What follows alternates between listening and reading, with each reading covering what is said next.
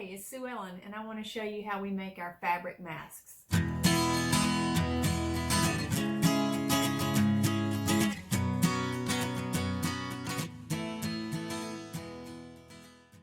I want to show you how I get 14 masks out of a yard of quilting cotton. What you're going to need to know to make masks the way that I make them is how to select your fabric. First of all, you're going to need to choose a quilting cotton, 1 yard, which is going to be about 44 inches wide. You need to be able to find the selvage of your fabric, which is the edge of the fabric that was bound off by the machine, not the cut edge, but the other side, which runs perpendicular to that. Sometimes it is the same color and might have little holes in it. Sometimes it's an entirely different color. As you can see here, the selvage is the white strip along the edge. Whatever print is parallel to your selvage is going to be going across your face this way, so keep that in mind when you're choosing your fabric. Next, let's go to the cutting board. Now I folded my fabric so that the selvages are lined up and there's not a fold in the selvage. They are running together like this, and I have a fold on the opposite side. And that's how you should fold yours as well. I'm repurposing some fabric from my stash for this project. If you were to buy brand new fabric right off the bolt, then it's going to have sizing in it, which is a product that's going to make it crisper. It's going to be easier to cut that way. It's going to be have more a firmness to it that's going to make it easier for you to handle. I prefer, for these projects and for the amount of these masks that we're making, I prefer to not wash it first, and I'm encouraging the people that get the mask to wash it when they receive it, because they should be doing that anyway. So I'm folding this over, and when I do that, I'm putting it right on my cutting board, and I can see that it comes up to 22, which means that my fabric is 44 inches wide, and yours is probably 44 inches wide also. Since the short side of my masks are 6 inches, I know that I could cut 7 masks out of the width of this fabric. So what I'm going to do first of all is I'm going to go ahead and cut the length, which is 9, after I square off the top. I think I'm going to get a nice crisp top line here. So if I line it up with this line on my cutting board, and I'll use my straight edge. Actually, what I'm going to do is fold it so I can get an even better straight edge. I'm going to fold it one time, line up my crease here with my selvage.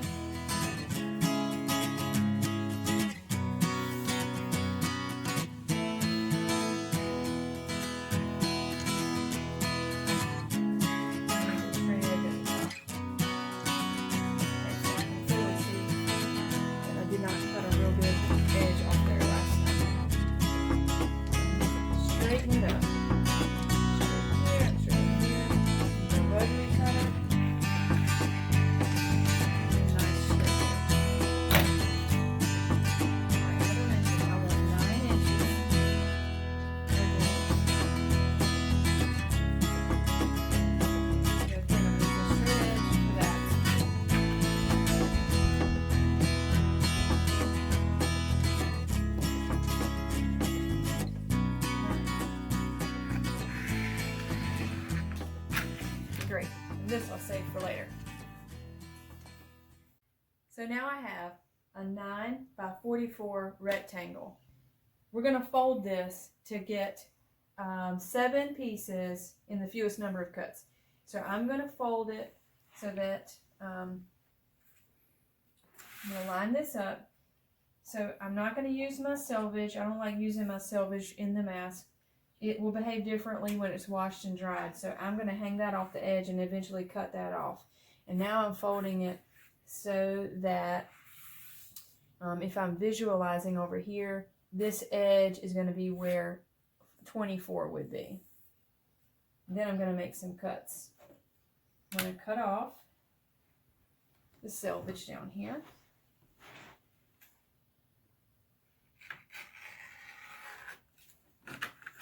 And then I'm going to cut at got 6,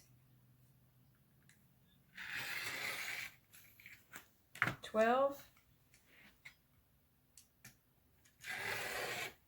18,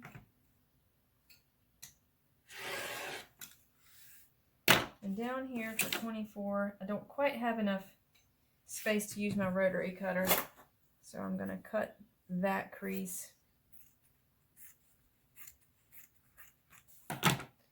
And that should do it. Now, it's important to know that in the process that I'm going to show you, precision cutting is important. This whole process that I'm doing is really based on cutting well from the beginning, making nice straight lines that are to yield 6x9 rectangles.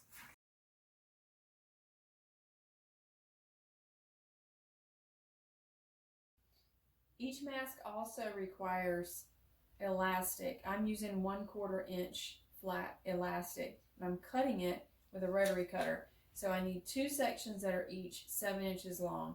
So I've got my my cutting mat here, and I'm using my rotary cutter to quickly cut 2 pieces that are 7 inches long, making sure not to pull on that elastic while I'm cutting.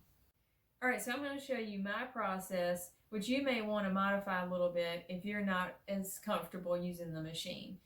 So I'm not going to use pins, but I would probably recommend that you do use pins if you don't sew a lot. We're going to attach our elastic first, and it is going to go on one side right over here in the corner.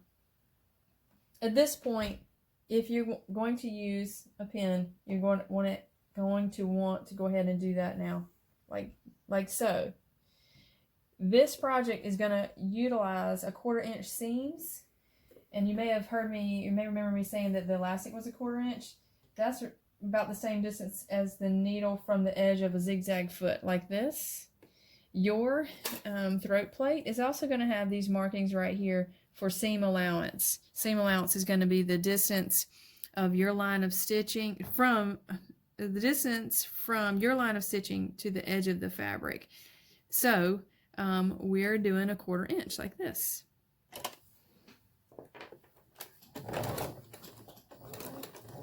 I'm going to back stitch.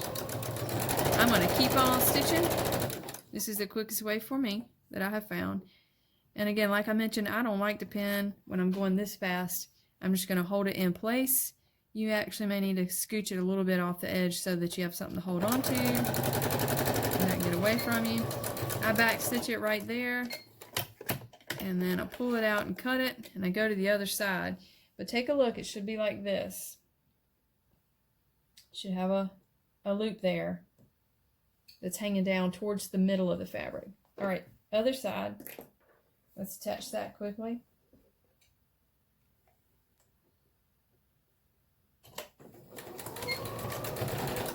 Remember that we back stitch at the beginning and end of a line. So that's why I held down my reverse. It's in order to lock in my stitching so none of this unravels.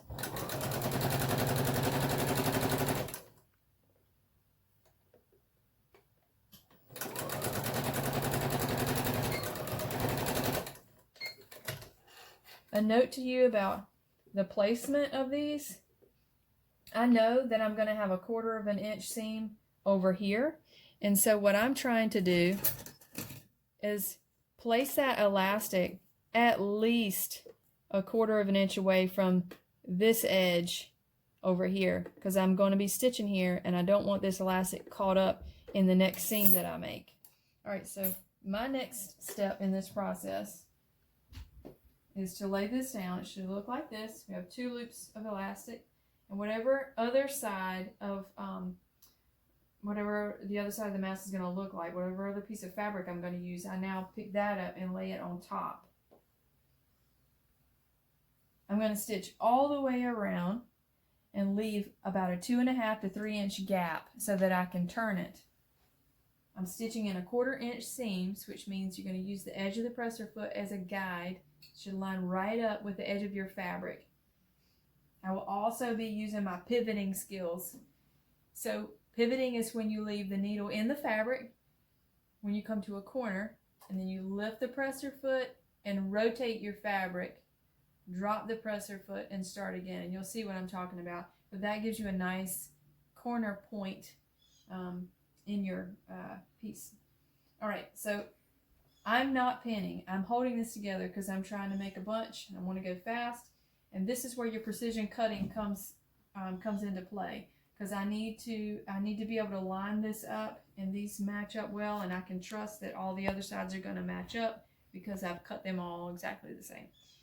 I'm going to start on one of my long sides, about 2/3 from the left, or let's say a few inches over from the right side. This is where I'm going to begin. I'll take it to the machine. I've got my red tails pulled back. All right, now I'm going to drop my presser foot here. I'm keeping an eye on where that elastic is. When I begin, I back up. As I approach this elastic, I'm trying to pivot to the right of the elastic just a little bit. So I want my needle to land here. You see that? And I can set my machine so that every time I take my foot off the pedal, that the needle lands in the fabric. And that's what I've done. It is a setting on my machine. So you may have to crank your hand wheel to get your needle to go down in the machine. Now I'm lifting the presser foot and I'm going to rotate. All right, I rotated when I got to 1/4 of an inch away from the edge of that fabric, and now I'm going to go right down here, making sure that these edges are lined up.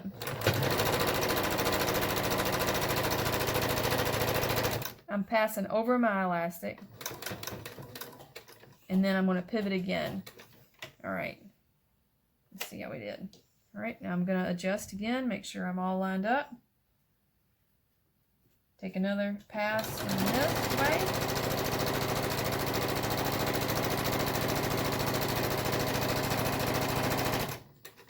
Okay, I'm going to pivot now because my needle is down, so I can lift the presser foot. I can rotate, line it back up, again.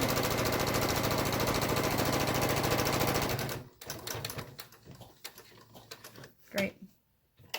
I'm going to come stop it about right here. And back it up to lock in the stitches. All right, now I'm going to take my needle out of the fabric and pull it out. I'm going to use my cutter here. It should look like this. Now I want you to take note that I have already stitched that elastic in 2 times. It's been secured twice, and I'm going to secure it a 3rd time once I turn it inside out. It was secured in the first pass, and then it got secured when I put these 2 together into like a sandwich style. All right, the next part of the process is clipping the corners. So I'll show you how to do that. You get your sharp fabric shears. You're going to cut off the corner without cutting into the thread. So there's my corner, and I want to go past it without cutting it so that I have a nice point when I turn it inside out.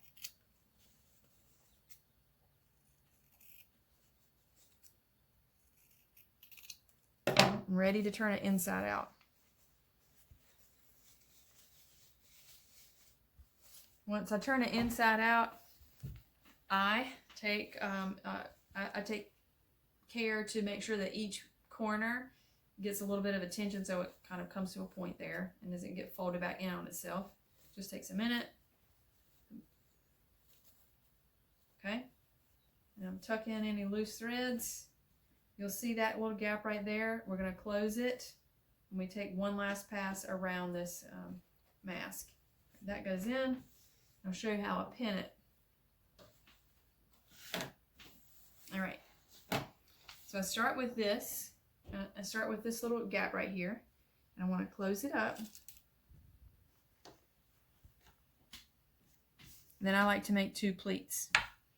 I visualize this mask in thirds, and I go to this top third, and I make a crease, and I fold it, and I do not measure. I'm just trying to make sure this is parallel, that all my lines end up parallel.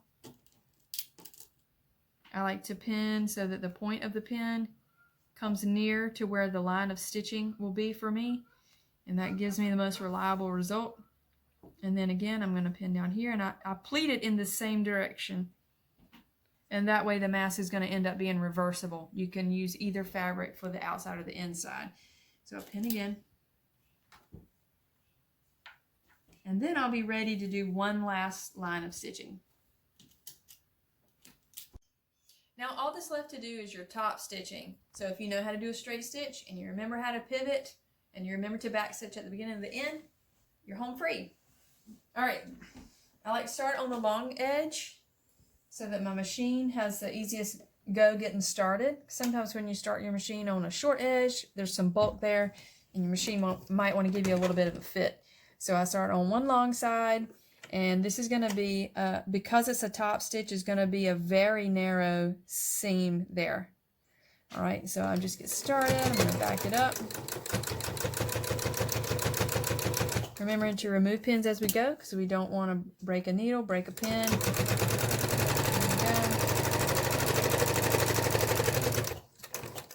Pivot at the corner. Because of the way I pinned it, I can just keep right on going, and I'm not even worried about hitting that pin because I made sure the tip was out of the way when I pinned it. All right, come to the corner, needle down, rotate.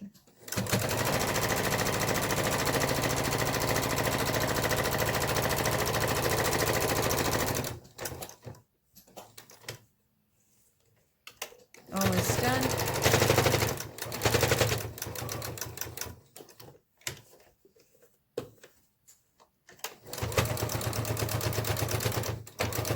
Back stitch.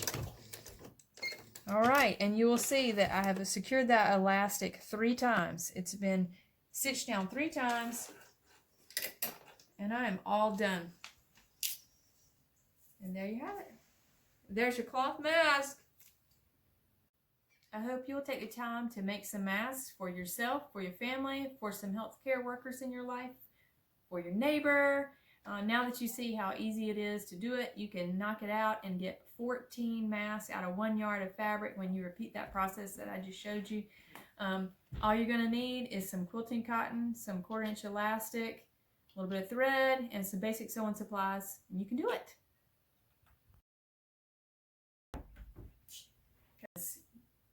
Nope. Sometimes it's an entirely different color.